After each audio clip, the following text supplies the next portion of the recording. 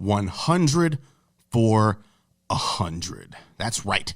The podcast for all you new movie watchers out there trying to figure out what's good, what's not good, what do I need to sit down and watch, man. I'm giving you a list of 100 films that I think every new movie watcher should check out, ranked from 100 all the way up to 1.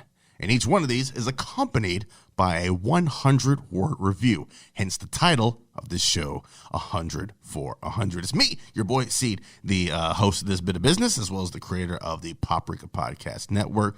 We're back with our number 94 film. Now, if you remember, before we get to that, yesterday's episode was Sin City, the 2005 joint directed by Robert Rodriguez, dipping our toe into both the comic book and the noir genres. Go ahead and check that out if you haven't. But today, we're talking about the number 94 spot. And speaking of 94 spot, this movie takes us back to 1994. Director, Alex Proyas. It's a little joint called The Crow. That's all right. We get two back-to-back comic book adaptations here.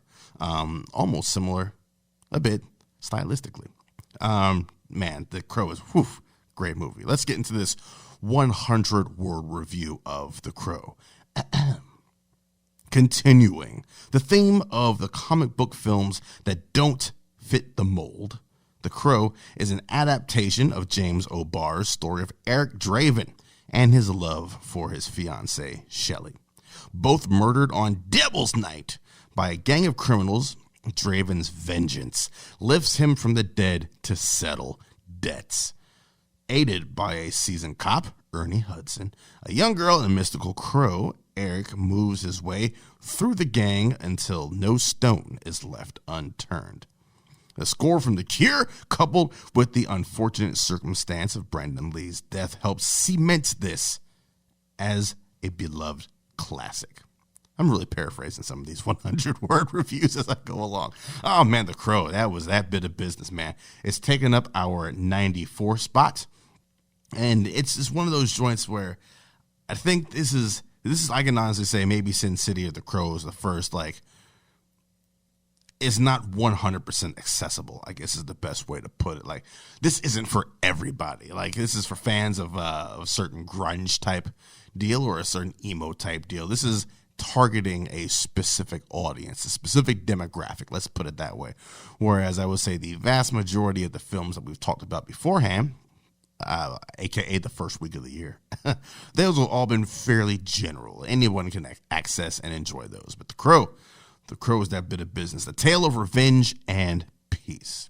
And it's another fairly fateful adaptation. This hews fairly closely to James O'Barr's story. I've read a couple of times. O'Barr himself, a bit of a dick. That's neither here nor there.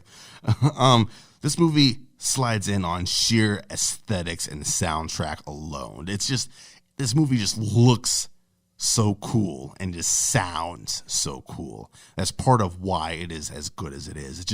It's always dark and rainy and moody and atmospheric, and you're like, Jesus Christ, who chooses to live in this city? But people do, right?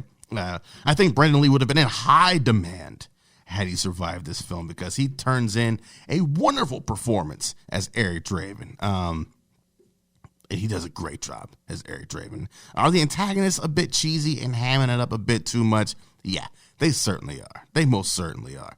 I'm not sure if that's purposeful or that's just what Alex Proyas got out of them. But yeah, they're hamming it up a little bit. But it's okay, because Ernie Hudson and Brandon Lee are what hold this film down. And the ending, I kind of think about it, the ending is a little bit similar to Blade Runner in the fact that it's a chase in an unconventional location. You get a little bit of speeches there. It's raining there, but definitely Blade Runner does it much, much better. The Crow doesn't have anything like Tears in the Rain. This movie had emo kids and their feelings for years. For years. I think my favorite scene in this movie is the movie takes a moment to breathe a little bit. And Eric Draven is up in his loft where the murders of him and his fiancée Shelley took place. And he's just playing the guitar. It's loud as shit. I'm not sure if anybody made a noise complaint. I would assume not. But he's up there in the bar playing his guitar. with the amp turned up to 13, loud as shit, and he's just vibing out. And I don't know why I love that scene as much as I do, but I really do. It just takes a moment to breathe.